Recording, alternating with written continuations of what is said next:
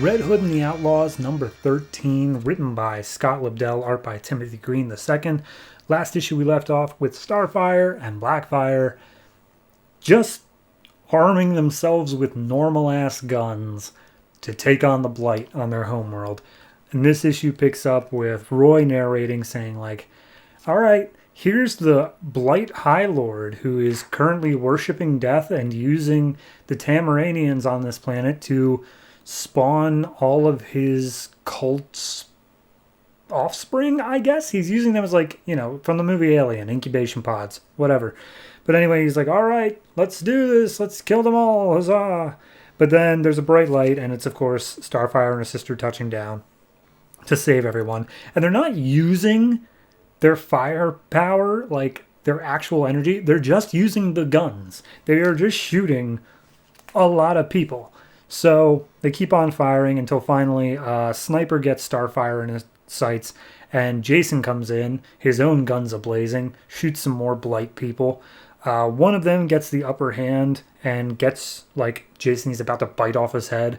And one of the shipmates, who I genuinely don't think we ever got the name of, steps in. He's just like, I'm sorry if you didn't want me saving your life, Red Hood. And he's like, nah, it's cool, no big deal. So then Arsenal comes in and fires off some more shots. And we just see the entire crew is here. So they free some Tamaranians. And this entire time Arsenal's talking, he's like, man, isn't Starfire just so hot? Like, not even holding back a little bit. He's just like continues with that. So anyway, at this point we cut to the crew inside the ship. And they're making a call to the Blight. And they're like, hello, Blight command ship. And this is Apollo, the Dominator, who is on their team. He's like, hello, command ship. We are clearly outnumbered. We wish to surrender. Please open your teleporter so that we may come to you and discuss the terms of surrender. And he's like, all right, cool. So then Kiten gets Isabel, Jason's girlfriend, off the ship. And it turns out that they're actually just going to teleport the whole ship into the Blight ship and self-destruct it. And Apollo sits there like, thank God I'm alone. Being a Dominator, being with people, like, sucks. And, it never did suck when I was with Starfire. And he goes through how the last night that Starfire was there before she took off for Earth, and he's like, oh, we will miss you. You are the one person that I truly consider, like, a friend or whatever. And he's like, I gave her a hug. It hurt immensely, but I did it anyway. And then she takes off, and we see them. The countdown completes as he teleports onto their ship, and everything explodes. And that was basically the mothership. So we see Blackfire. He's like, oh, yes, we will win this day, sister. This is it. And then she gets impaled by a javelin. And she's like, I have failed you, sister. And Starfire gets so upset. And like everyone does like, oh, no moment. But Starfire gets so upset that she puts down the gun and she lets out her firepower.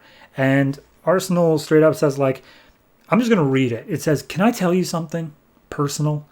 There are times when I'm making love with Corey, no matter what she calls it, when a part of my brain wonders what it would be like if she just lost all control. Just for a second. I guess now I know. Is it wrong that I find her hotter than ever? She just literally like decimated half the planet with her blast, but whatever. So she picks up the Blade High Lord and it's just like, you think death's a gift? Death is easy. Try love. And then she gives him a big old fire kiss, which literally incinerates his whole body. Which seems like death still, but whatever. So then a week passes, and we see Corey is in some ceremonial garb. She's in front of the throne of Tamaran, and it turns out her sister survived. And the sister's like, oh, please, sister, won't you stay here and rule with me? And she's like, no, I cannot. I have found happiness and love amongst the humans. Peace, I'm out. So then we see a little internal monologue from Blackfire saying like, oh, the Blight Lord was right to fear the gathering of the 13. Even if I must sacrifice my sister, that must never come to pass. So they all hop onto a brand new ship, the HMS Apollo, and Kiten is the commander of the ship. And she's like, all right, I'll bring you all back to planet Earth. And they all make their way back. And then we cut real quick to Starfire's crash ship, where we see someone is inside rooting around. And he goes in and he finds one of Jason's red hoods. And it turns out it's the Joker. Oh no, death of the family is a thing. So yeah, this is somehow going to tie into that. Okay, so here's the thing. I like this issue, but not because the issue itself did anything, I guess. It's more so my expectation of I truly 100% thought the sister was like just going to betray them. Like at any point here. But it never came. And I gotta say, that's my own expectations of like, oh, clearly this is going to be a double. She just looks evil. But it never came. So I actually have to give some Scott Lobdell some credit there of like, you got me. Like, you made it so obvious that there was going to be a change that you genuinely pulled the rug out from under me. So I'll give you that.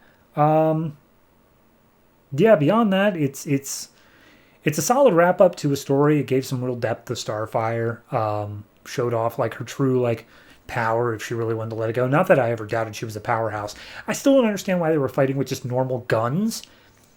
Like, that just seemed stupid. But regardless, hey, they did it. So, yeah, my only real critique with this issue is the whole Arsenal narration throughout the whole thing, where he's just like, God, I am sleeping with that, and I'm really not going to let you forget it. It's like, thank you. I need, yep, thank you. I have that. Please stop telling me now. So overall, this issue, I'm going to give it honestly, I'm going to give it a 7. I think that this was been one of the stronger arcs out of the series so far. I can't say that I expect it to keep this momentum, but I surely hope it does. But we will see what happens as Death of the Family approaches.